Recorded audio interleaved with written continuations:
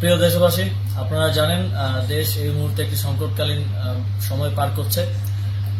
Fascist Sheikh হাসিনার বিরুদ্ধে এক দফা আন্দোলন এবং আন্দোলন পরবর্তী বিভিন্ন ধরনের সহিংসতার কারণে ইতিমধ্যেই আমরা ক্রান্তিকাল পার করছিলাম। আপনারা জানেন দেশের লক্ষ লক্ষ কোটি টাকা পাচার হয়ে গেছে, লক্ষ লক্ষ কোটি টাকা ঋণের মধ্যে দেশ রয়েছে। এই মুহূর্তে আমরা দেশের দায়িত্ব নিয়েছি, কিন্তু 15 দিনের মাথায় একটি বড় প্রাকৃতিক এবং একই সাথে মানবসৃষ্ট দুর্যোগের মুখোমুখি আমরা হয়েছি।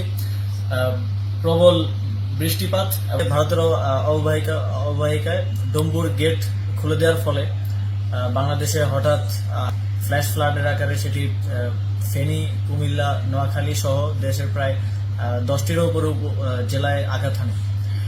ভারত কোনো প্রকার সতর্কতা ছাড়াই এই গেটটি খুলে দেয়। প্রায় 31 বছর পর প্রথমবারের মতো এই গেটটি খোলা হয়।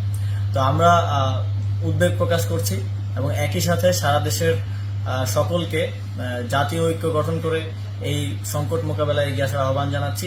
ঠিক যেভাবে ফ্যাসিস্ট সরকারের বিরুদ্ধে আমরা জাতীয়ভাবে সবাই ঐক্যবদ্ধ হয়ে লড়াই করেছিলাম, ঠিক একইভাবে দেশের জনগণকে যার যার জায়গা থেকে লজিস্টিক সাপোর্ট দিয়ে এই বন্যার্তদের পাশে দাঁড়ানোর আহ্বান জানাচ্ছি।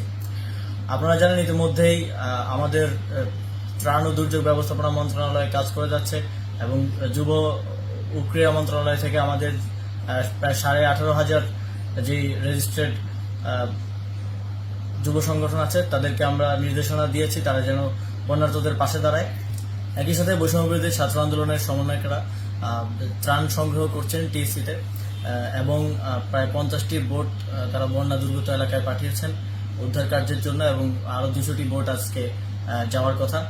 তো সার্বিকভাবে সারা দেশের জনগণকে আবার আহ্বান জানাই, যারা ব্যবসায়ী আছেন আপনাদেরকেও আহ্বান জানাই, দেশের এই সংকটকালে আপনারা এগিয়ে আসুন এবং এই পরিস্থিতি মোকাবেলায় সকলে ঐক্যবদ্ধ হয়ে সহযোগিতা করুন।